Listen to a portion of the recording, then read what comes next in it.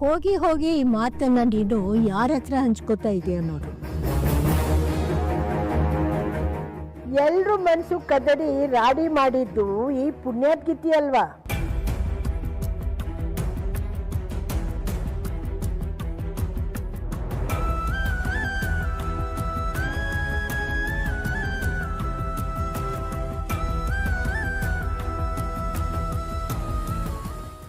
ಅಮ್ಮ, ನಾಳೆ ಪೂಜೆ ಶುರುವಾಗೋ ಅಷ್ಟರಲ್ಲಿ ಎಲ್ಲರೂ ಮನೇಲಿ ಇರಬೇಕು ಅಂತ ನೀವೇ ಕಂಡೀಷನ್ ಆಗಿ ಹೇಳ್ಬಿಡಿ. ಅದರಲ್ಲೂ ನಿಮ್ಮ ಅಳಿಯ ನಿಮ್ಮ ಮಾತು ಮಾತ್ರ ಕೇಳೋದು, ಮೊದಲು ಅವ್ರಿಗೆ ಹೇಳ್ಬಿಡಿ. ನೋಡಿ, ಎಲ್ರಿಗೂ ಈಗಲೇ ಹೇಳ್ತೀನಿ, ಯಾರಿಗೆ ಏನು ಕೆಲಸ ಇದ್ರು ಸಂಜೆ ಒಳಗೆ ಮನೆಗೆ ಬಂದ್ಬಿಡ್ಬೇಕು. ಅತ್ತೆ, ಹಾಗಿದ್ರೆ ಶ್ರವಣ್ಗೂ ಫೋನ್ ಮಾಡಿ ಹೇಳ್ತೀನಿ. ಫೋನ್ ಮಾಡಿ ಕೊಡು, ನಾನು ಹೇಳ್ತೀನಿ.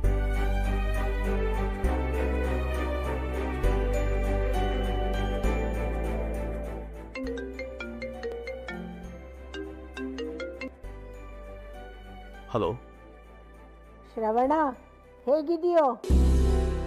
ನಂದೇನಮ್ಮ, ಎಲ್ಲ ಇದ್ದಿದ್ದೆ ಮಾಮೂಲಿ. ಏನಮ್ಮ ಫೋನ್ ಮಾಡಿದ್ದು? ಯಾಕೋ ಇತ್ತೀಚೆಗೆ ಮನೆ ನೆಮ್ಮದಿಗೆ ಗ್ರಹಣ ಹಿಡ್ಕೊಂಡ್ಬಿಟ್ಟಿದೆ ಕಣು. ಅದಕ್ಕೆ ಪರಿಹಾರ ಮಾಡಬೇಕು ಅಂತ ನಾಳೆ ಲಕ್ಷ್ಮೀ ವೆಂಕಟೇಶ್ವರ ಸ್ವಾಮಿಗೆ ದೀಪೋತ್ಸವ ಮಾಡ್ತಿದ್ದೀವಿ. ಸಾಕ್ಷಾತ್ ದೊಡ್ಡ ಸ್ವಾಮಿಗಳು ಬಂದು ಮನೆ ದೀಪೋತ್ಸವ ನಡೆಸ್ಕೊಡ್ತಿದ್ದಾರೆ. ನೀನು ಬರಲೇಬೇಕು. ಅಮ್ಮ, ನಾನು ಹೀಗೆ ಹೇಳ್ತೀನಿ ಅಂತ ಬೇಜಾರು ಮಾಡ್ಕೋಬೇಡ. ಇಷ್ಟು ದಿನ ಮನೇಲಿ ನನಗೆ ಬೇಕಾದವರೇ ಇದ್ದರು. ಎಲ್ಲರೂ ನನ್ನ ಭಾವನೆಗಳನ್ನ ಗೌರವಿಸೋರೇ ಆಗಿದ್ರು. ಆದರೆ ಈಗ ಆ ಮನೆ ಪರಿಸ್ಥಿತಿ, ಅಲ್ಲಿರೋರ ಮನಸ್ಥಿತಿ ಎರಡೂ ಬದಲಾಗಿದೆ.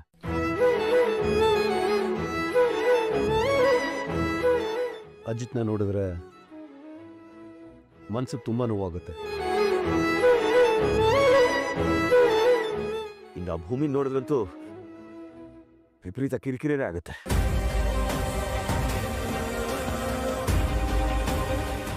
ಅದಕ್ಕೆ ಇನ್ಮೇಲೆ ಆ ಮನೆಗೆ ಬರೋದೇ ಬೇಡ ಅನ್ಕೊಂಡಿದ್ದೀನಿ. ಶ್ರವಣ,